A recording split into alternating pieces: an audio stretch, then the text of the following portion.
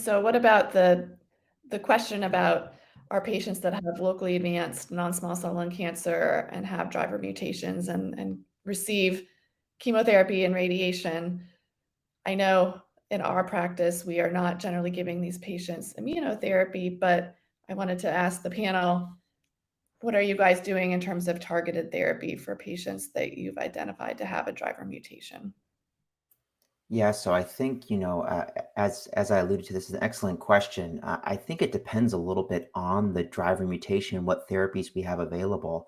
I think when you talk about classical EGFR alterations, ALK fusions, where you have really an excellent CNS penetrant oral targeted agent with an acceptable safety profile, I see very little harm and downsides to administering the targeted therapy after chemoradiation. We know that the risk of recurrence in these patients is even higher, typically than even the stage 3 patients that have resected.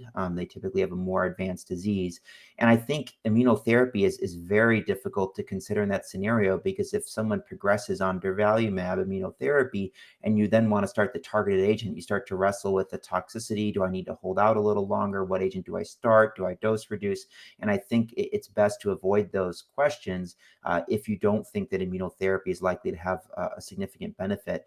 But again, not all mutations are created equally. I think KRAS, for example, we know there's benefit to immunotherapy. And then there's some mutation subtypes where they may not benefit from immunotherapy, but we just don't have a great agent that we can give long term. You look at EGFR exon 20 with amivantamab or mobocertinib, or even some of the MET targeted agents where you just worry about the ability for patients to take these agents for, 1, 2, 3 years or indefinite in that scenario.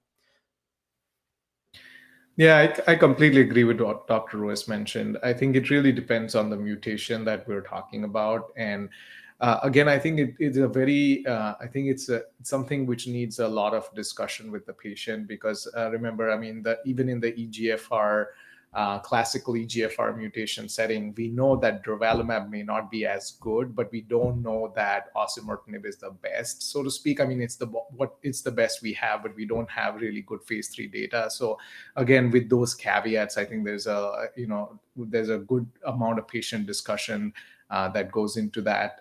But I agree with Dr. Ruiz, especially in the some of these newer mutations where we have decent data where there are second line approved agents. I don't think I would feel comfortable sort of starting them just post chemoradiation, given that, okay, immunotherapy is probably not going to be good enough.